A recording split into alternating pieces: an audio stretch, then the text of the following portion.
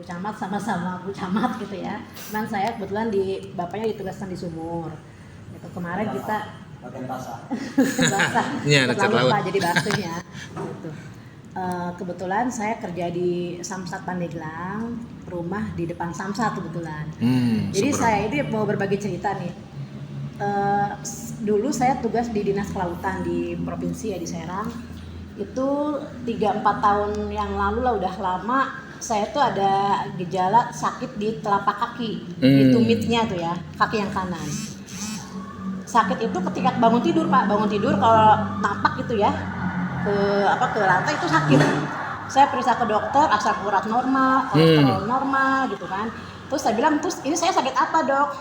Ibu ini aja pakai sendal aja di rumah Bu. Sebenarnya Bu secara medis itu ya normal gitu kan. Cuman mungkin waktu itu saya nggak ke dokter saraf, nggak periksa ke dokter saraf ya.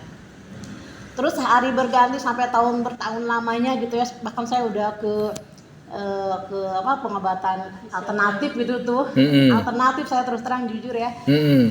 Ke Kampung Paniis ke sana ya. Ini baru tes sekarang juga saya baru tahu juga. Ayo lanjutin. Iya gitu. Jadi karena penasaran ya saya sakit apa sih gitu ya.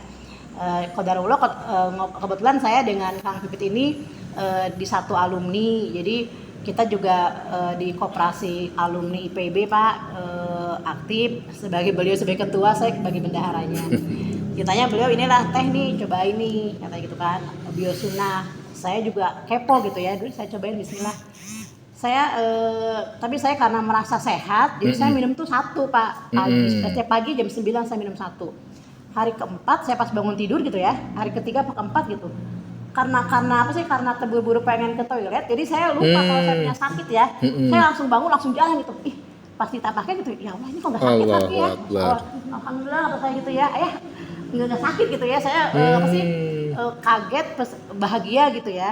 Saya cerita ke dia, bilang Kak Ustadz ini kaki saya nggak sakit sebenarnya gitu ya. Tapi ya karena memang tadi diceritakan bahwa ini emang nutrisi, jadi saya sampai sekarang tiap hari 1 aja konsumsi gitu. Jadi karena emang buat ini ya, kalau misalnya kita stop kan nutrisi yang kita konsumsi berarti berhenti. Kalau ini saya konsumsi terus. Itu pengalaman pribadi Pak Camat. Yang kedua, akhirnya kan saya bercerita juga di kantor nih Pak. Kebetulan di kantor itu ada ada teman rekan kantor. Jadi dia awalnya dia sakit lambung. Nah, sakit lambung tiba-tiba dia ngedrop sampai donor darah, dibawa ke Rumah Sakit Bayangkara di Serang ya, langsung dilarikan ke Kramat Jati. Penyakitnya lambung katanya. Jadi saya bilang emang lambung sedahsyat itu, gitu, lambung gitu ya. Lambung, dan ternyata dia juga didiagnosa asam urat. Jadi kakaknya asam urat, dia juga asam urat. Ternyata katanya saya keturunan Bu asam urat gitu.